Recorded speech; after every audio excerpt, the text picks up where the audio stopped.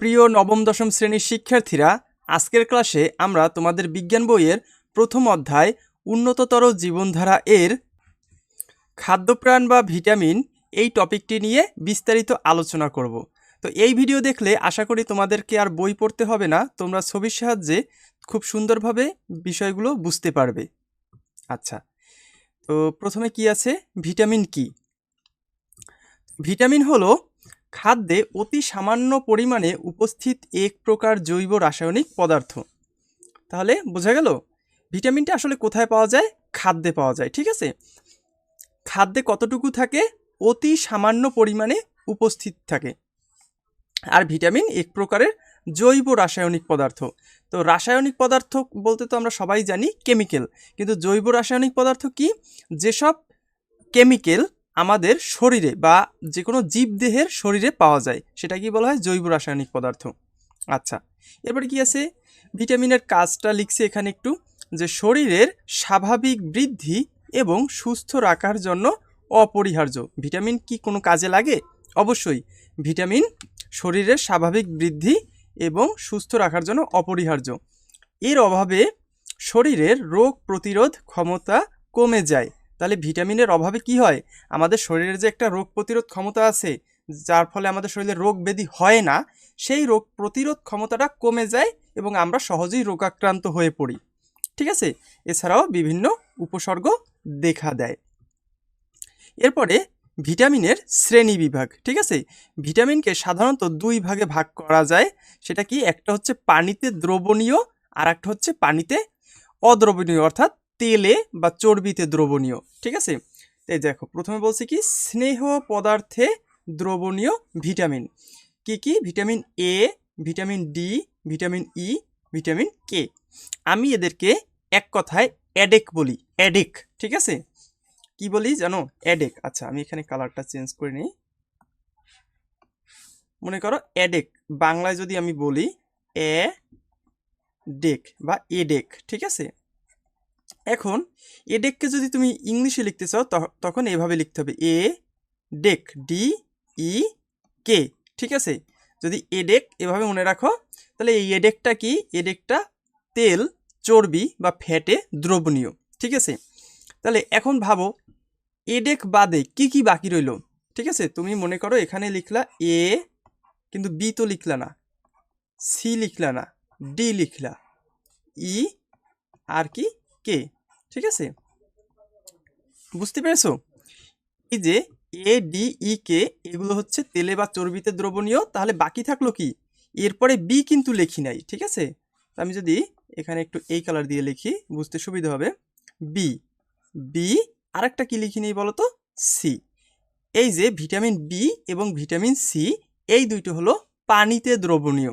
ঠিক আছে, এই ভিটামিনগুলো তুমি পানির সাথে গুলতে পারবে, পানির সাথে মিশে যেতে পারবে।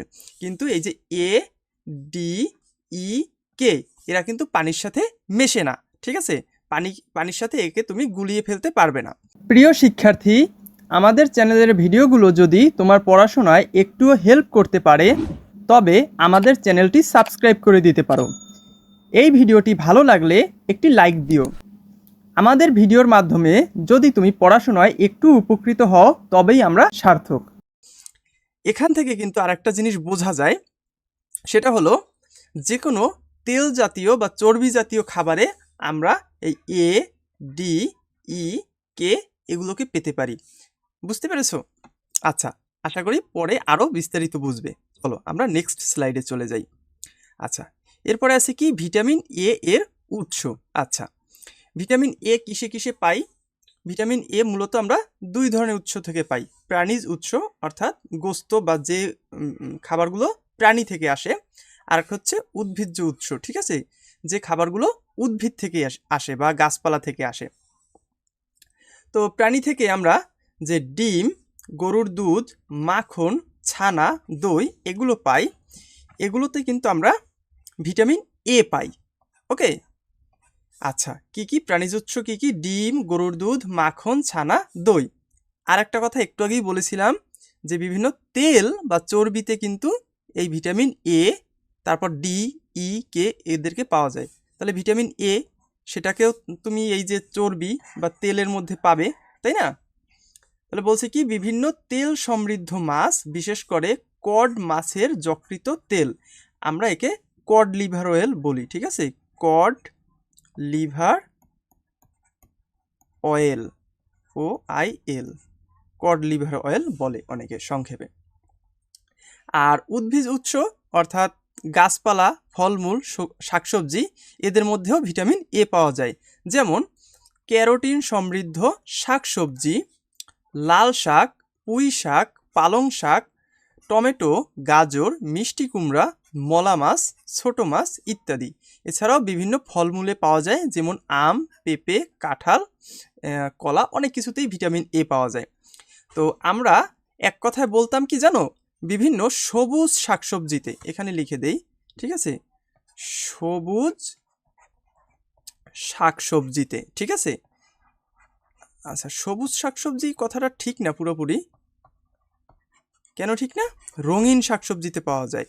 তাই আমি এখানে লিখতে পারি রঙিন শাকসবজি তো আছেই, আর একটা আছে কি ফলমূল, ঠিক আছে, রঙিন ফলমূল। তো এই যে সবুজ শাকসবজি, রঙিন ফলমূল, এগুলোর নাম লিখে দিবা, তাহলে তুমি পেয়ে যাবা ভিটামিন এ এর উৎস। আশা করি বুঝতে পেরেছো। প্রিয় শিক্ষার্থী, সহজ শেখার অনলাইন ক্লাসে ভর্তি হয়ে তুমিও পেতে পারো আকর্ষণীয় কম্পিউটার, ল্যাপটপ ও আইফোন পুরস্কার। বিস্তারিত জানতে সহজশেখা.com ওয়েবসাইটে ঘুরে আসো অথবা ভিডিওর ডেসক্রিপশন বক্স থেকে আমাদের সঙ্গে যোগাযোগ করো। চলো আমরা নেক্সট স্লাইডে চলে যাই। নেক্সট স্লাইডে আছে ভিটামিন এ এর কাজ, ঠিক আছে। তো ভিটামিন এর কাজ কি? দৃষ্টিশক্তি ঠিক রাখে। এই যে তুমি একটা ডিসপ্লেতে এখন তুমি আমার ভিডিওটা দেখতেছো, তোমার দৃষ্টিশক্তি হয়তো ঠিক আছে বলেই তুমি এই ভিডিওটা দেখতে পাচ্ছ। তো এই যে তোমার দৃষ্টিশক্তিটা ঠিক রাখে ভিটামিন এ। এই ভিটামিন এ যদি তোমার শরীরে অভাব হতো তাহলে তুমি ভালো করে চোখে দেখতে না, ঠিক আছে। এরপরে কি, ত্বক ও শ্লেষ্মিক, আচ্ছা এটা কি হবে, শ্লেষ্মিক ঝিল্লিকে সুস্থ রাখে, ঠিক আছে। এই যে আমাদের ত্বক, চামড়া আর শ্লেষ্মিক ঝিল্লি, হয়তো এটা হতে পারে যে আমাদের যে শ্লেষ্মা আছে যেখানে, সেটা। আর কি, দেহকে বিভিন্ন সংক্রামক রোগ থেকে রক্ষা করে, ঠিক আছে, অর্থাৎ সহজে কোনো রোগ ব্যাধি হবে না। অভাবজনিত রোগ, এই যে ভিটামিন এ, এটার অভাব থাকলে তোমার কি কি রোগ দেখা দিতে পারে? রাতকানা, নাইট ব্লাইন্ডনেস, ঠিক আছে, ভিটামিন এ এর অভাবে মানুষের রাতকানা রোগ হয়, লিখছে দীর্ঘস্থায়ী অভাবে চোখের কর্নিয়ায় আলসার হতে পারে। তাহলে কারো যদি রাতে দৃষ্টিশক্তি কমে যায়, তাকে তুমি যদি বলো যে এই ভিটামিন এ খাস, ও কি বুঝবে ভিটামিন এ কি? বুঝবে না। তাহলে তুমি তো জানো যে কোন কোন খাবারে ভিটামিন এ থাকে, যেমন মিষ্টি কুমড়া, লাল শাক, পালং শাক, গাজর, পেঁপে, আম। তাহলে তুমি আর কি, ছোট মাছ, মলা মাছ, ঢেলা মাছ, কড লিভার অয়েল, তুমি তাকে এইগুলো খেতে পরামর্শ দিতে পারো যে তুই তো রাতে চোখে কম দেখিস, তাহলে তুই এই খাবারগুলো খাস, ঠিক আছে, কারণ তুমি তো অলরেডি জানো যে কোন কোন খাবারে ভিটামিন এ থাকে। এরপরে কি আছে, জেরপথালামিয়া, জেরোপথালামিয়া, অর্থাৎ কি চোখ শুকিয়ে যায় এবং অন্ধ হওয়ার ঝুঁকি থাকে। দেখবে আমাদের চোখে একটু পানি থাকে, এক প্রকার চোখটা সবসময় ভিজে ভিজে থাকে, তাই না? তো যখনই আমাদের এই চোখ থেকে পানিটা একদম চিরদিনের মতো শুকিয়ে যাবে, তখন আর আমরা চোখে দেখব না। তো ভিটামিন এ এর অভাবে এই যে জেরোপথ্যালেমিয়া, এই রোগটা হয়। বুঝতে পেরেছো? তাহলে কি কি, একটা আমরা বলতে পারি রাতকানা রোগ, আর একটা কি জেরোপথ্যালামিয়া। ওকে, আচ্ছা এরপরে কি কি আছে দেখি আমরা। এরপরে আমরা চলে যাব vitamin D, vitamin A, D, E, K, যেগুলো তেলে বা চর্বিতে দ্রবণীয়। সেই সিরিয়ালেরই আমরা দ্বিতীয় ভিটামিনে চলে আসছি, সেটা কি ভিটামিন ডি। ভিটামিন ডি কোথায় পাই আমরা জানো? এটা কিন্তু খুবই একটা common question. So vitamin D পাই আমরা সূর্যের আলোতে। আমরা যারা দিনে কমপক্ষে 15 মিনিট সূর্যের আলোতে সময় কাটাই, কাজকর্ম করি, হাঁটাহাঁটি করি, তাদের শরীরের এই যে চামড়া বা ত্বক, সেই ত্বক থেকে ভিটামিন ডি তৈরি হয়। তো এখানে লিখছে যে সূর্যালোকের অতি বেগুনি রশ্মি, এটা থেকে ভিটামিন ডি পাওয়া যায়। সেই একটু আগেই বললাম সেই সূর্যালোকের রশ্মি যখন আমাদের ত্বকে পড়ে, সেই ত্বকের কোলেস্ট্রল বা চর্বির সাথে এই ভিটামিন ডিটা বিক্রিয়া করে তৈরি হয়। আচ্ছা, ভিটামিন ডি কি শুধুমাত্র আমরা সূর্যের আলোতেই পাবো? না। খাবার খেয়ে কি পাবো না? অবশ্যই পাবো। সেটা কি? ভোজ্য তেল, অর্থাৎ যে তেল খাওয়া যায়, যেমন সরিষার তেল, সয়াবিন তেল। দুগ্ধজাত দ্রব্য, যেমন ডিম। দুগ্ধজাত দ্রব্য এবং ডিম। ভিটামিন ডি এর কাজ কি?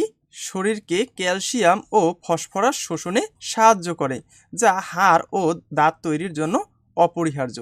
অর্থাৎ ভিটামিন ডি কিন্তু তোমার শরীরে সরাসরি ক্যালসিয়াম ও ফসফরাস তৈরি করে দেয় না। তাহলে এখানে লিখছে কেন? লিখছে এই কারণে, তুমি যে ক্যালসিয়ামটা খাবা, অর্থাৎ দুধ ডিমের সাথে ক্যালসিয়ামটা গ্রহণ করবা, ফসফরাসটা গ্রহণ করবা, তাহলে তুমি খেয়ে ফেললা, কিন্তু খাবার পর তো হজম হতে হবে। সেই খাবারটা আমাদের রক্তে মিশতে হবে, হাড়ে গিয়ে মিশতে হবে, চামড়ায় মাংসতে গিয়ে মিশতে হবে। সেই মেশানোর কাজটা করে ভিটামিন ডি। তাহলে আমাদের শরীরে যদি ভিটামিন ডি না থাকতো, তাহলে এই ক্যালসিয়াম আমরা যতই খাই না কেন, ওটা আর শরীরে গিয়ে কাজ করতো না, আবার বের হয়ে যেত। বুঝতে পেরেছো? তাহলে ভিটামিন ডি এর একটা কাজ হচ্ছে ক্যালসিয়াম ও ফসফরাস শোষণে সাহায্য করা। আর ভিটামিন ডি কোথায় পাই? এটাও কিন্তু তেলজাত খাবারে পাই, ভোজ্য তেল। তারপর দুধ ডিম এতেও পাই। আর সব থেকে মেইন সোর্স, ফ্রি উৎস, সেটা হচ্ছে কি? সূর্যের আলো। আচ্ছা, চলো এরপরে কি লিখছে। এরপরে আমরা চলে আসি ভিটামিন ডি এর অভাবজনিত সমস্যায়। কি কি? শিশুদের রিকেটস রোগ। রিকেটস হচ্ছে হাড় বাঁকা হওয়ার রোগ, ঠিক আছে? অনেক সময় তোমরা হয়তো দেখোনি, অনেক ছোট শিশুদের এরকম হাত পায়ের হাড় বেঁকে যায়। এইখানে তোমাদেরকে আমি সেটা ছবি এঁকে বোঝানোর চেষ্টা করেছি, ঠিক আছে? দেখো, এটা হচ্ছে স্বাভাবিক, স্বাভাবিক যেভাবে থাকার কথা শরীরের হাড়। কিন্তু এই এই ডান পাশের ছবিটি আমরা দেখতে পাচ্ছি, এই ছেলেটার হাড় বেঁকে গেছে, ঠিক আছে? হাঁটু বেঁকে গেছে। বুঝতে পেরেছি? তাহলে এ হচ্ছে অস্বাভাবিক। তাহলে কি বলছে? শরীরের হাড় দুর্বল হয়ে যায় এবং বেঁকে যায়। পায়ের হাড় ধনুকের মতো বেঁকে যায়। বয়স্কদের অস্টিওম্যালেসিয়া, ঠিক আছে? অস্টিওম্যালেসিয়ার বাংলা অর্থ হচ্ছে এক প্রকারের হাড় ক্ষয় রোগ। ওকে, বয়স্ক, এটা দেখো কি বলছে? হাড়ের ক্যালসিয়াম ও ফসফরাস কমে যায়, হাড় দুর্বল হয়। ওই যে বলছিলাম, ভিটামিন ডি যদি তোমার না থাকে, ঠিক আছে, তাহলে তুমি যতই ক্যালসিয়াম খাও না কেন, ওই ক্যালসিয়াম আর ফসফরাস তোমার শরীরে গিয়ে কোনো কাজ করবে না। তাহলে কি হবে? ক্যালসিয়াম আর ফসফরাস যদি শরীরে গিয়ে কাজ নাই করে, তাহলে ক্যালসিয়ামের অভাব দেখা দেয়। এবং আমরা তো সবাই জানি যে আমাদের হাড় গঠনে ক্যালসিয়ামের অনেক ভূমিকা আছে। সেই ক্যালসিয়াম যখন থাকবে না, তখন হাড় ধীরে ধীরে দুর্বল হয়ে পড়বে এবং একসময় হাড় ক্ষয়ে ক্ষয়ে যাবে, ছিদ্র ছিদ্র গর্ত গর্ত হয়ে যাবে। আর এটা অনেক ভয়ঙ্কর একটা রোগ। বুঝতে পেরেছি?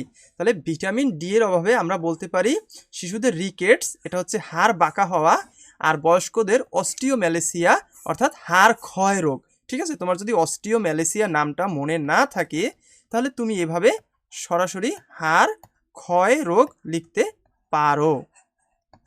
কথা কি ক্লিয়ার? হাড় ক্ষয় রোগ।